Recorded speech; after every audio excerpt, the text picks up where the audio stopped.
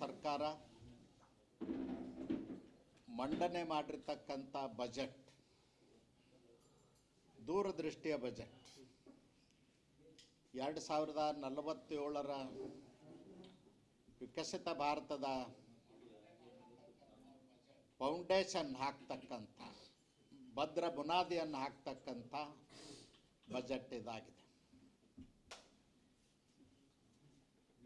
ಮಹಾತ್ಮ ಗಾಂಧೀಜಿಯವ್ರ ಕನಸಿತ್ತು, ಭಾರತದ ಆತ್ಮ ಎಲ್ಲಿದೆ ಅಂದರೆ ಹಳ್ಳಿಗಳಲ್ಲಿದೆ. ಹಳ್ಳಿಗಳ ಅಭಿವೃದ್ಧಿ ಆದಾಗ ಮಾತ್ರ ಭಾರತ ದೇಶದ ಅಭಿವೃದ್ಧಿ ಆಗ್ತದೆ ಅಂತಕ್ಕಂಥದ್ದನ್ನು ಮಹಾತ್ಮ ಗಾಂಧೀಜಿಯವರು ಜೀವಿತ ಕಾಲದಲ್ಲೇ ಹೇಳಿದರು. ನಿನ್ನೆ ದಿನ 53,50,00,000 ಕೋಟಿ ಬಜೆಟ್, ಬಹುಶಃ ಸ್ವತಂತ್ರ ಭಾರತದ ಇತಿಹಾಸದಲ್ಲಿ ಇಷ್ಟೊಂದು ದೊಡ್ಡ ಮೊತ್ತದ ಬಜೆಟನ್ನು ಮಂಡನೆ ಮಾಡಿರ್ತಕ್ಕಂಥದ್ದು ನರೇಂದ್ರ ಮೋದಿಜಿಯವರ ಸರ್ಕಾರ ಅನ್ನೋ ಶ್ರೇಯಸ್ಸಿಗೆ ನರೇಂದ್ರ ಮೋದಿಜಿಯವರು ಪಾತ್ರರಾಗಿದ್ದಾರೆ.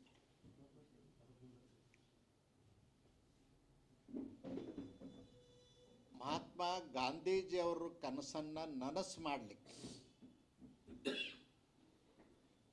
ನರೇಂದ್ರ ಮೋದಿಜಿಯವರು ಉದ್ಯೋಗ ಸೃಷ್ಟಿ, ಗ್ರಾಮೀಣ ಪ್ರದೇಶದಲ್ಲಿರ್ತಕ್ಕಂಥ ಯುವಕರಿಗೆ ಉದ್ಯೋಗ ಸೃಷ್ಟಿ ಮಾಡ್ತಕ್ಕಂಥದ್ದು ಮತ್ತು ಜಾಗತಿಕ ಸವಾಲುಗಳ ನಡುವೆಯೂ ಆರ್ಥಿಕತೆಗೆ ಪ್ರಮುಖ ಮಹತ್ವವನ್ನು ಕೊಟ್ಟಿರ್ತಕ್ಕಂಥದ್ದು, ಸಬ್ಕಾ ಸಾಥ್ ಸಬ್ಕಾ ವಿಕಾಸ್ ಅಂತಕ್ಕಂಥ ಧ್ಯೇಯ ವಾಕ್ಯಗಳೊಂದಿಗೆ ನಿನ್ನೆ ಬಜೆಟನ್ನು ಮಂಡಿಸಿದಾರಂತ ನಾನು ಹೇಳಲಿಕ್ಕೆ ಬಯಸ್ತೇನೆ. ಬಹಳ ಪ್ರಮುಖವಾದದ್ದು ಮಹಾತ್ಮ ಗಾಂಧೀಜಿಯವರು ಹೇಳಿದರು, ಗ್ರಾಮ ಸ್ವರಾಜ್ಯ ರಾಮರಾಜ್ಯದ ಕನಸನ್ನು ಕಂಡವರು. ಸ್ವಾತಂತ್ರ್ಯ ಬಂದ ನಂತರ ನಮ್ಮ ದೇಶ ಬ್ರಿಟಿಷರ ಕಪಿಮುಷ್ಟಿಯಿಂದ ಮುಕ್ತ ಆಗಬೇಕು, ಗ್ರಾಮ ಸ್ವರಾಜ್ಯ ಆಗಬೇಕು, ರಾಮರಾಜ್ಯದ ಕನಸು ನನಸಾಗಬೇಕು ಅಂತಕ್ಕಂಥದ್ದು. ಅದಕ್ಕೆ ಅವ್ರು ಏನು ಹೇಳಿದ್ರಂದ್ರೆ, ಗ್ರಾಮೀಣ ಪ್ರದೇಶದಲ್ಲಿರ್ತಕ್ಕಂಥ ನಮ್ಮ ಜನ ಕುಲದ ಕಸಬನ್ನೇ ನಂಬಿ ಬದುಕ್ತಕ್ಕಂಥವ್ರು, ಪಾರಂಪರಿಕವಾಗಿ ಕೈಗಾರಿಕೆಗಳನ್ನು ಮಾಡ್ಕೊಂಡು ಬಂದಂಥವ್ರು, ಗುಡಿ ಕೈಗಾರಿಕೆಗಳು. ಅದಕ್ಕೆ ಈ ಬಜೆಟ್ನಲ್ಲಿ ಹೆಚ್ಚಿನ ಉತ್ತೇಜನವನ್ನು ಕೊಡ್ತಕ್ಕಂಥ ಕೆಲಸ ನರೇಂದ್ರ ಮೋದಿಜಿಯವ್ರ ಸರ್ಕಾರ ಮಾಡಿದೆ. ಮತ್ತು ದೀರ್ಘಕಾಲೀನ ಭದ್ರತೆ ಮತ್ತು ಸ್ಥಿರತೆಯನ್ನು ಖಚಿತಪಡಿಸುವಂಥ ಬಜೆಟ್ ಇದಾಗಿದೆ.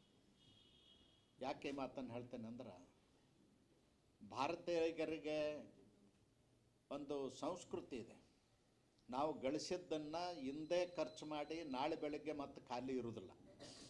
ಗಳಿಸಿದ್ರಲ್ಲಿ ಸ್ವಲ್ಪನ್ನು ಉಳಿಸುವಂಥ ಸಂಸ್ಕೃತಿ ಇರೋದರಿಂದ ನಮ್ಮ ಆರ್ಥಿಕತೆಗೆ ಯಾವತ್ತೂ ಕೂಡ ಧಕ್ಕೆ ಆಗಿಲ್ಲ. ಪ್ರಪಂಚದ ಶ್ರೀಮಂತ ರಾಷ್ಟ್ರಗಳು ಆರ್ಥಿಕವಾಗಿ ದಿವಾಳಿ ಆದಾಗೂ ಕೂಡ ಭಾರತ ದೇಶದಲ್ಲಿ ಅದರ ಪರಿಣಾಮ ಆಗಿಲ್ಲ. ಅದಕ್ಕೆ ಕಾರಣ ನಮ್ಮ ಪೂರ್ವಜರ ಸಂಸ್ಕೃತಿ ಮತ್ತು ಪರಂಪರೆ ನಮಗೆ ಬಿಟ್ಟು ಹೋಗಿರ್ತಕ್ಕಂಥದ್ದು. ಅದಕ್ಕಾಗಿ ಮಾಡಿದ್ದಾರೆ. ಇವತ್ತು ಬಹಳ ಪ್ರಮುಖವಾಗಿ ಕಾಂಗ್ರೆಸ್ನವರು ವಿಶೇಷವಾದಂಥ ಅಧಿವೇಶನವನ್ನು ಕರೆದಿದ್ದಾರೆ. ಗಾಂಧೀಜಿಯವ್ರ ಹೆಸರನ್ನೇ ತೆಗೆದು ಹಾಕಿಬಿಟ್ರು, ನರೇಗಾ ಯೋಜನೆ ಹೆಸರನ್ನೇ ತೆಗೆದು ಹಾಕಿದರು ಅಂತ ಹೇಳ್ತಾರೆ. ನಾನು ಅವ್ರಿಗೆ ಕೇಳ್ತೇನೆ, ನೀವು ಆ ಯೋಜನೆ ಪ್ರಾರಂಭ ಮಾಡಿದಾಗ ಯಾರ ಹೆಸರಿಟ್ಟಿದ್ರಿ? ನೆನಪು ಮಾಡ್ಕೊಳ್ಬೇಕು. ಮನಮೋಹನ್ ಸಿಂಗ್ರ ಸರ್ಕಾರ ಇತ್ತು, UPA ಗೌರ್ಮೆಂಟ್. ಅವಾಗ ನೀವು ಹೆಸರಿಟ್ಟದ್ದು ಜವಾಹರ್ ರೋಜ್ಗಾರ್ ಯೋಜನೆ ಅಂತ ಇಟ್ಟಿದ್ರಿ. ಅಷ್ಟೊಂದು ಗಾಂಧೀಜಿಯವ್ರ ಬಗ್ಗೆ ಕಳಕಳಿ ಕಾಳಜಿ ಇದ್ದರೆ ಅವತ್ತೇ ಇಡ್ಬೋದಾಗಿತ್ತು, ಇಟ್ಟಿಲ್ಲ. ರಾಜ್ಯದಲ್ಲಿ ಸುಮಾರು 25 ಸಂಸ್ಥೆಗಳಿಗೆ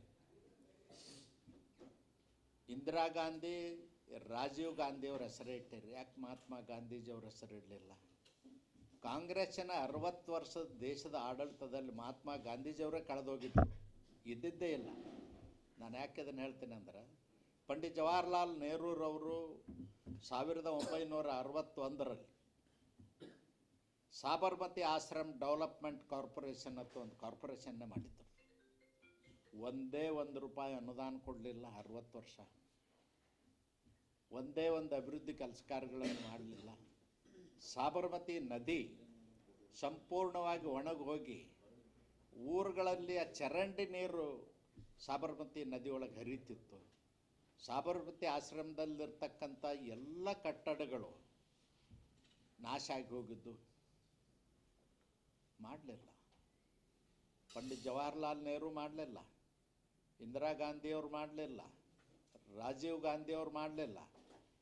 ಆದರೆ ನರೇಂದ್ರ ಮೋದಿಜಿಯವರು 2005ರಲ್ಲಿ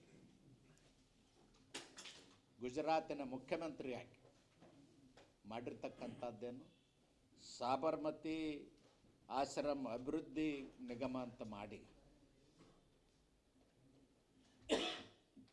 ಸಂಪೂರ್ಣವಾಗಿ ಹಾಳಾಗಿ ಹೋಗಿರ್ತಕ್ಕಂಥ ನದಿಯನ್ನು ಪುನರ್ಜೀವನಗೊಳಿಸಿದ್ರು. 12 ತಿಂಗಳು ನದಿಯೊಳಗೆ ನೀರಿರ್ತದ, ನದಿ ಹರಿತದ. ಅಷ್ಟೇ ಅಲ್ಲ, ಸರ್ವತ ಋತು ನದಿ ಅಂಥೇಳಿ ಘೋಷಣೆ ಮಾಡ್ತಕ್ಕಂಥದ್ದು ಕೆಲಸ ಮಾಡಿ ನದಿ ಗುಂಟ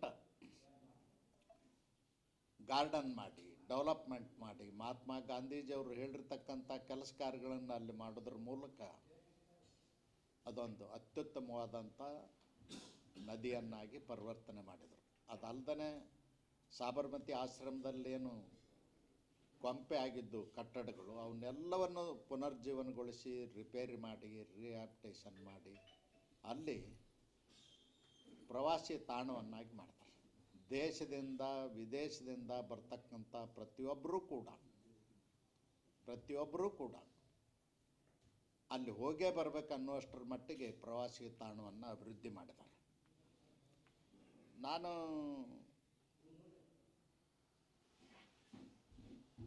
ರಾಜ್ಯದ ಮುಖ್ಯಮಂತ್ರಿಗಳಾದ ಸಿದ್ದರಾಮಯ್ಯನವ್ರಿಗೆ ಕೇಳಲಿಕ್ಕೆ ಬಯಸ್ತೇನೆ. ನೀವು 2ನೇ ಅವಧಿಗೆ ಮುಖ್ಯಮಂತ್ರಿ ಆಗಿರಿ, 7.5 ವರ್ಷ ಆಯಿತು ಮುಖ್ಯಮಂತ್ರಿ ಆಗಿ. ನೀವು ಗಾಂಧೀಜಿಯವ್ರ ಹೆಸರಿನಲ್ಲಿ ಮಾಡಿದಂಥ ಯಾವುದಾದ್ರೂ ಕೆಲಸ ಅದನ? ನಕಲಿ ಗಾಂಧಿಗಳ ಹೆಸರಲ್ಲೇ ಮಾಡಿದಿರಿ. ಸೋನಿಯಾ ಗಾಂಧಿ, ರಾಹುಲ್ ಗಾಂಧಿ, ಇಂದಿರಾ ಗಾಂಧಿ, ಪ್ರಿಯಾಂಕಾ ಗಾಂಧಿ ಅಂತೇಳಿ ನೀವು ಯಾವುದನ್ನು ಮಾಡಲಿಲ್ಲ. ಜನರಿಗೆ ಮೋಸ ಮಾಡ್ತಕ್ಕಂಥ, ತಿರುಚಿ ಹೇಳ್ತಕ್ಕಂಥ ಹೇಳಿಕೆಗಳನ್ನ ಕೊಟ್ಟು ಮೋಸ ಮಾಡೋದೇ ಒಂದು ಉದ್ಯೋಗ ಮಾಡಿಕೊಂಡ್ರಿ. ಅದು ಅಲ್ಲ. ಅದಕ್ಕೆ ಇವತ್ತೇನು ನರೇಗಾದೊಳಗೆ UPA ಗೌರ್ಮೆಂಟ್ನಲ್ಲೇ ಪ್ರಾರಂಭ ಆಯ್ತು. ಮನಮೋಹನ್ ಸಿಂಗ್ರ ಪ್ರಧಾನಮಂತ್ರಿ ಇದ್ದಾಗೆ ಪ್ರಾರಂಭ ಆಯಿತು. 9 ವರ್ಷಗಳಲ್ಲಿ ಅವ್ರು ಖರ್ಚು ಮಾಡಿದ್ದು ಎಷ್ಟಂದರೆ 1,62,000 ಕೋಟಿ. ನರೇಂದ್ರ ಮೋದಿಜಿಯವರು 11 ವರ್ಷದಲ್ಲಿ ಖರ್ಚು ಮಾಡಿದ್ದು 8,52,000 ಕೋಟಿ. ಯಾರು ಹೆಚ್ಚು ಖರ್ಚು ಮಾಡ್ದಂಗಾಯ್ತು? ಇವತ್ತು ಅದರಲ್ಲಿ ಕೆಲವೊಂದು ಬದಲಾವಣೆಗಳನ್ನು ತರಲಿಕ್ಕೆ ಮುಖ್ಯ ಕಾರಣ ಭ್ರಷ್ಟಾಚಾರ. ಒಂದೊಂದು ಗ್ರಾಮ ಪಂಚಾಯತಿಗಳಲ್ಲಿ 4, 5, 6 ಕೋಟಿ ಖರ್ಚು ಮಾಡಿದ್ದಾರೆ. ಒಂದೇ ₹1 ಅಸೆಟ್ ಕ್ರಿಯೇಟ್ ಆಗಿಲ್ಲ, ಆಸ್ತಿ ನಿರ್ಮಾಣ ಆಗಿಲ್ಲ. ಹಾಗಾದ್ರೆ ದುಡ್ಡು ಎಲ್ಲಿ ಹೋಯ್ತು ಅಂತ ಕೇಳಿದ್ರೆ ಲೆಕ್ಕ ಇಲ್ಲ. ಕಾಂಗ್ರೆಸ್ ಸರ್ಕಾರ ಹೇಳ್ತದ ನಮಗೆ ಗೊತ್ತಿಲ್ಲ, ಪಂಚಾಯತ್ ಅವರು ಕೇಂದ್ರ ಸರ್ಕಾರಕ್ಕೆ ಗೊತ್ತಂತೆ. ಒಂದೇ ₹1 ಲೆಕ್ಕ ಕೊಡಲಿಕ್ಕೆ ತಯಾರಿಲ್ಲ.